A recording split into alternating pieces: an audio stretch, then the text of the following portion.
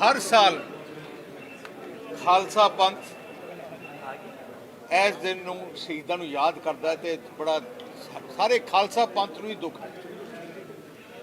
ਉਹਦੇ ਬਾਅਦ गांधी परिवार ने हज़ारां सिख भैन भरावां ਨੂੰ कतलेआम किया।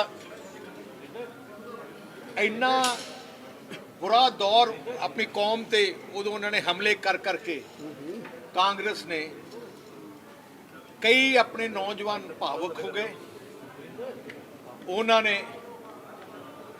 ऐजे काम किए मोशनस करके, क्योंकि उन्होंने देखा कि साडे भैन भरावां नूं शरेआम घरों कढ़िया जा रहा है, कतल किया जा रहा है, गुरु घरां ते हमला किया जा रहा है। कई 100 गुरु घरां नूं अग्नि भेंट किया गया। सो उन्हां मोशनस नूं देखते हुए कईयां ने कोई ऐजे काम किए, पर उन्होंने सज़ा पूरी कर ली। वड्डी गल है, एक देश विच कानून है कि इन्ने साल तुसीं कोई भी कदम करो, भावें इमोशनस नूं देख के करो, पर एक सज़ा हुंदी है। उम्र कैद का मतलब अपने पंजाब च है 12, 10, 12, 13 साल। इत्थे अपने भैन भरावां नूं खालसा पंथ दे बच्चिआं नूं किसी नूं 32 साल, किसी नूं 27 साल, किसी नूं 20 साल। दूजी गल, हर कैदी नूं राइट है परोल का, इन्होंने परोल भी नहीं दिते गए। देखो, एक 8x8 दे एक कमरे तुसीं उन्हां नूं 28 साल रखे, एक पिंजरा ही समझ लो, 28 साल रखे। भाई राजोआना साहब 8x8 कमरे च उन्होंने रखा गया 28 साल। एक दिन वास्ते परोल मिलिया, वो भी 2 घंटे वास्ते। देखो कितना वड्डा जुल्म है, ह्यूमन राइट्स वायलेशन है। श्रोमणी अकाली दल पंथ की नुमाइंदा जथेबंदी है। असी सारी पंथ नूं सारा पंथ इकट्ठा होया। श्री अकाल तख्त साहब जी ने हुक्म दिता कि सारे पंथ नूं बंदी सिख जिहड़े अपने भैन भरा जेलों च उन्होंने बाहर कड्ढण वास्ते आपां पंथ इकट्ठा होए। उन्हां दे आदेश दे SGPC की ड्यूटी लाई।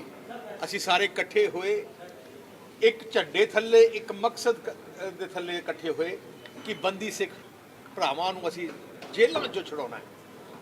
उस मूवमेंट च असी देश के प्रधानमंत्री नूं चिट्ठी लिखी, केजरीवाल नूं चिट्ठी लिखी, क्योंकि प्रोफैसर भुल्लर साहब एक दिन 1 घंटे च रहा हो सकते हैं, क्योंकि कल्ले दस्तखत केजरीवाल दे चाहिए, कल्ले दस्तखत।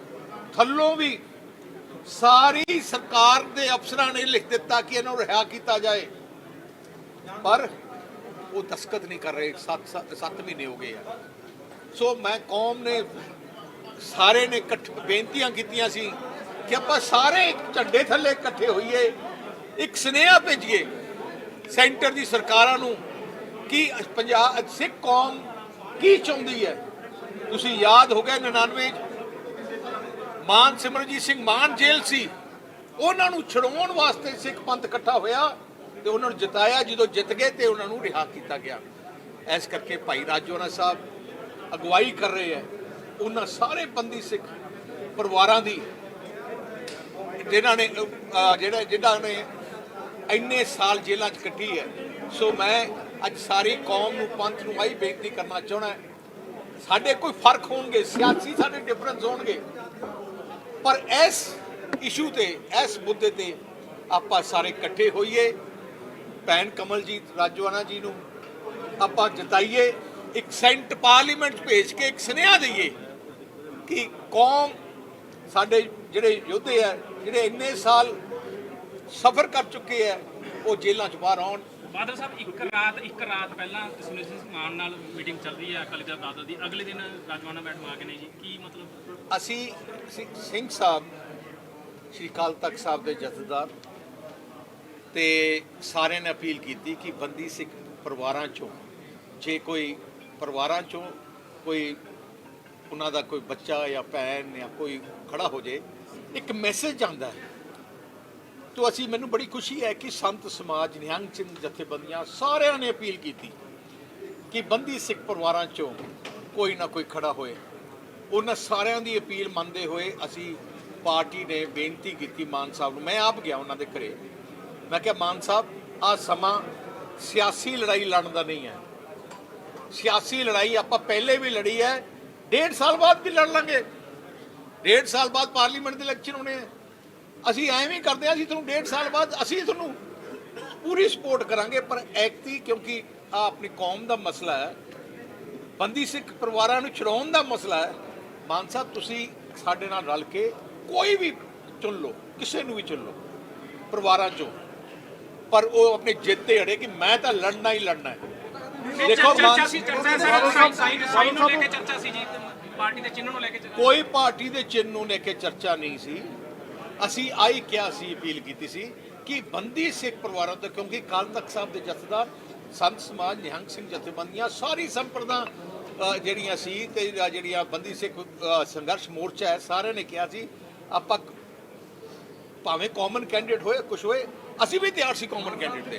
ਮੈਂ ਬਹੁਤ ਜੇਲਾਂ ਕੱਟੀਆਂ ਨੇ, ਮੇਰੇ ਨਾਲ ਆ ਕੇ ਮਜ਼ਾਕ ਕੀਤਾ ਗਿਆ ਮੈਨੂੰ ਅਸੀਂ ਜੇਲਾਂ ਕੱਟੀਆਂ ਉਹਨਾਂ ਨੇ, ਪਰ ਕੌਮ ਖਾਤਰ ਜਦੋਂ ਕੌਮ ਨੂੰ ਲੋੜ ਹੈ, ਅੱਜ ਇਲੈਕਸ਼ਨ ਇਕੱਠੇ ਹੋਣ ਦਾ ਸਮਾਂ ਹੈ।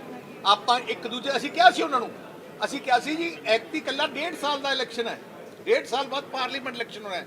ਮੈਂ ਉਹਨਾਂ ਨੂੰ ਬੇਨਤੀ ਕੀਤੀ, ਅਸੀਂ ਤੁਹਾਨੂੰ ਵਾਅਦਾ ਦਿੰਦੇ ਹਾਂ ਕਿ ਸ਼੍ਰੋਮਣੀ ਅਕਾਲੀ ਦਲ ਅਗਲੇ ਪਾਰਲੀਮੈਂਟ ਤੁਹਾਨੂੰ ਪੂਰਾ ਸਪੋਰਟ ਕਰੂਗਾ। ਤੁਸੀਂ ਭਾਵੇਂ ਆਪਣੇ ਸਿੰਬਲ ਤੇ ਲੜਿਓ, ਤੁਸੀਂ ਇੱਕੋ ਹੀ ਬੇਨਤੀ ਕਰਦੇ ਆ ਐਕਤੀ, ਕਿਉਂਕਿ ਸ਼੍ਰੀ ਅਕਾਲ ਤਖਤ ਸਾਹਿਬ ਦੇ ਜਥੇਦਾਰ ਸਾਹਿਬ ਨੇ ਤੇ ਸਾਰੀ ਸੰਪਰਦਾ ਨੇ, ਸਾਰੀ ਸਿੱਖ ਪੰਥ ਨੇ ਇਕੱਠੇ ਹੋ ਕੇ ਬੇਨਤੀ ਕੀਤੀ ਹੈ। ਤੁਸੀਂ ਸਾਡੀ ਬੇਨਤੀ ਮੰਨ ਲਓ, ਪਰ ਉਹ ਬੇਨਤੀ ਮੰਨਣ ਨੂੰ ਤਿਆਰ ਨਹੀਂ। ਕਹਿੰਦੇ ਸਿਮਰਜੀਤ ਸਿੰਘ ਮਾਨ ਨੇ ਆਖਿਆ ਵੀ ਤੁਸੀਂ ਅਸਤੀਫਾ ਦੇ ਦਿਓ, ਮੈਂ ਬੀਬੀ ਦੀ ਮਦਦ ਕਰਾਂਗਾ। ਹੁਣ ਬਚਪਨਾਂ ਦੀ ਗੱਲ, ਬਚਪਨ ਦੀ ਗੱਲ, ਅਸੀਂ ਜਦੋਂ ਬੇਨਤੀ ਨਾ ਮੈਂ ਅਸਤੀਫਾ ਉਹਨਾਂ ਤੋਂ ਮੰਗਣ ਗਿਆ, ਅਸੀਂ ਤਾਂ ਉਹਨਾਂ ਦੀ ਇਕੱਲੇ ਸਪੋਰਟ ਮੰਨਣ ਗਏ ਆ। ਵੀਰ ਜੀ ਬਾਈ ਇਲੈਕਸ਼ਨ ਹੈ ਜਿਹੜਾ, ਉਹ ਬਾਈ ਇਲੈਕਸ਼ਨ ਹੈ ਜਿਹੜਾ ਜੀ ਸਰਕਾਰਾਂ ਦਾ ਰਿਹਾ ਨਾ, ਕੇਂਦਰ 'ਚ ਸਰਕਾਰ ਨੇ ਕਿੰਨਾ ਕੁ ਵੱਡਾ ਚੈਲੰਜ ਮੰਨ ਰਹੇ ਹੋ ਜਿਸ ਚੀਜ਼ ਨੂੰ? ਅੱਜ 6 ਜੂਨ ਨੂੰ ਸਭ ਤੋਂ ਪਹਿਲਾਂ ਸਾਡਾ ਖਾਲਸਾ ਪੰਥ ਘੱਲੂਘਾਰਾ ਦਿਵਸ ਤੇ ਮਹਾਨ ਸ਼ਹੀਦਾਂ ਨੂੰ ਸ਼ਰਧਾ ਦੇ ਫੁੱਲ ਭੇਟ ਕਰ ਰਹੇ ਨੇ। ਸਭ ਤੋਂ ਪਹਿਲਾਂ ਤਾਂ ਅਸੀਂ ਆਪਣੇ 6 ਜੂਨ ਘੱਲੂਘਾਰਾ ਦਿਵਸ ਦੇ ਮਹਾਨ ਸ਼ਹੀਦਾਂ ਨੂੰ ਸਜਦਾ ਕਰਦੇ ਹਾਂ ਜੀ। ਤੇ ਜਿਹੜੇ ਸਾਡੇ ਵੀਰ ਜੀ ਹੁਣੇ ਨੇ, ਸਾਡੇ ਜਿਹੜਾ ਧਰਮ ਤੇ ਹਮਲਾ ਕੀਤਾ ਗਿਆ ਸੀ, ਸ਼੍ਰੀ ਅਕਾਲ ਤਖਤ ਸਾਹਿਬ ਜੀ ਤੇ ਹਮਲਾ ਕੀਤਾ ਗਿਆ ਸੀਗਾ, ਉਹਨਾਂ ਦੇ ਉਸ ਸਾਡੇ ਧਾਰਮਿਕ ਸਥਾਨਾਂ ਦੇ ਅਪਮਾਨ ਦਾ ਬਦਲਾ ਲੈਣ ਲਈ ਸਾਡੇ ਵੀਰ ਘਰੋਂ ਤੁਰੇ ਸੀਗੇ, ਜਿਹੜੇ ਕਿ 28 30 ਸਾਲਾਂ ਤੋਂ ਜੇਲ੍ਹਾਂ ਦੇ ਵਿੱਚ ਬੰਦ ਨੇ। ਮੈਂ ਇੱਥੇ ਇਹ ਕਹਿਣਾ ਚਾਹੁੰਦੀ ਹਾਂ ਕਿ ਜਿਹੜਾ ਸਾਡੇ ਵੀਰਾਂ ਦਾ ਜੀਵਨ ਆ, ਜਿਹੜਾ ਪਰਿਵਾਰਾਂ ਨੇ ਸੰਤਾਪ ਹੰਢਾਇਆ ਗਾ, ਜਿਹੜੇ ਸਾਡੇ ਵੀਰ ਜੇਲ੍ਹਾਂ ਦੇ ਵਿੱਚ ਬੈਠੇ ਨੇ, ਉਹਨਾਂ ਦਾ ਜੀਵਨ ਸਾਡੇ ਸ਼ਹੀਦਾਂ ਨੂੰ ਸਿਜਦਾ ਗਾ। ਤੇ ਇਸ ਵਕਤ ਇਹ ਆ ਕਿ ਸਾਡੇ ਨਾਲ ਬਹੁਤ ਵੱਡੀ ਬੇਇਨਸਾਫੀ ਇਹ ਹੋ ਰਹੀ ਆ ਕਿ 28 ਸਾਲਾਂ ਬਾਅਦ ਵੀ ਇੰਨਾ ਸੰਘਰਸ਼ ਕਰਨ ਦੇ ਬਾਅਦ ਵੀ ਸਾਰੀਆਂ ਸਿੱਖ ਜਥੇਬੰਦੀਆਂ, ਸਾਰੇ ਖਾਲਸਾ ਪੰਥ ਵੱਲੋਂ ਸੰਘਰਸ਼ ਕੀਤਾ ਗਿਆ, ਪਰ ਵੀਰ ਜੀ ਉਹਨਾਂ ਦਾ ਕੋਈ ਫੈਸਲਾ ਵੀ ਨਹੀਂ ਹੋ ਰਿਹਾ ਤੇ ਬੰਦੀ ਸਿੱਖਾਂ ਦੀ ਰਿਹਾਈ ਵੀ ਨਹੀਂ ਹੋ ਰਹੀ ਕਿਸੇ ਦੀ। ਬੀਬੀ ਜੀ ਤੁਸੀਂ ਮਾਨ ਸਾਹਿਬ ਨੂੰ ਸ਼੍ਰੀ ਅਕਾਲ ਤਖਤ ਸਾਹਿਬ ਜੀ ਦੇ ਆਦੇਸ਼ ਦੇ ਅਨੁਸਾਰ ਅਸੀਂ ਜਿਹੜੀ ਸਾਡੇ ਕੋਲੇ ਬੇਨਤੀ ਆਈ ਸੀ ਖਾਲਸਾ ਪੰਥ ਵੱਲੋਂ, ਸਿੱਖ ਜਥੇਬੰਦੀਆਂ ਵੱਲੋਂ, ਸ਼੍ਰੋਮਣੀ ਅਕਾਲੀ ਦਲ ਜੋ ਕਿ ਪੰਥ ਦੀ ਨੁਮਾਇੰਦਾ ਜਥੇਬੰਦੀ ਹੈ, ਉਸ ਅਪੀਲ ਨੂੰ ਵੀਰ ਜੀ ਨੇ ਮਨਜ਼ੂਰ ਕੀਤਾ। ਇਸ ਲਈ ਅਸੀਂ ਅੱਜ ਬੰਦੀ ਸਿੰਘਾਂ ਦੀ ਲੜਾਈ ਲੜਨ ਵਾਸਤੇ ਅੱਗੇ ਆਏ ਹਾਂ। ਬੀਬੀ ਜੀ ਮਾਨ ਸਾਹਿਬ ਨੂੰ ਤੁਸੀਂ ਅਪੀਲ ਕੀਤੀ ਸੀ, ਕੀ ਉਹਨਾਂ ਦਾ ਕੋਈ ਰਿਸਪੌਂਸ ਹੋਇਆ? ਜੀ ਅਸੀਂ ਤਾਂ ਮਾਨ ਸਾਹਿਬ ਨੂੰ ਅੱਜ ਵੀ ਅਪੀਲ ਕਰਦੇ ਹਾਂ, ਕਿਉਂਕਿ ਜਦੋਂ ਮਾਨ ਸਾਹਿਬ ਨੂੰ ਫਾਂਸੀ ਦੀ ਸਜ਼ਾ ਹੋਣ ਵਾਲੀ ਸੀ ਤਾਂ ਸਾਰੀ ਕੌਮ ਨੇ ਉਹਨਾਂ ਦਾ ਸਾਥ ਦਿੱਤਾ ਸੀ। ਅੱਜ 28 ਸਾਲ ਹੋ ਗਏ ਮੇਰੇ ਵੀਰ ਜੀ ਜਿਹੜੇ ਨੇ ਫਾਂਸੀ ਦੇ ਤਖਤੇ ਤੇ ਖੜੇ ਨੇ, 15 ਸਾਲਾਂ ਤੋਂ 8/10 ਦੀ ਫਾਂਸੀ ਕੋਠੀ 'ਚ ਬੰਦ ਨੇ, ਅੱਜ ਤੱਕ ਵੀ ਉਹਨਾਂ ਦੀ ਫਾਂਸੀ ਦੀ ਸਜ਼ਾ ਜਿਹੜੀ ਆ ਰੱਦ ਨਹੀਂ ਹੋਈ। ਇਸ ਕਰਕੇ ਅਸੀਂ ਤਾਂ ਅਪੀਲ ਕਰਦੇ ਹਾਂ ਕਿ ਸਾਰਾ ਖਾਲਸਾ ਪੰਥ ਇਕੱਠਾ ਹੋ ਕੇ ਸਾਡਾ ਸਾਥ ਦੇ। ਤੁਸੀਂ ਮਾਨ ਦੇ ਘਰ ਜਾਓਗੇ, ਉਹਨਾਂ ਨੂੰ ਮਿਲਣ ਲਈ ਤੁਸੀਂ ਕਾਗਜ਼ ਆਪਣੇ ਵਾਪਸ ਲੈ ਲਓ ਸਰ। ਜੀ ਅਸੀਂ ਬੇਨਤੀ ਕੀਤੀ ਹੈ ਤੇ ਜ਼ਰੂਰ ਬੇਨਤੀ ਕਰਾਂਗੇ।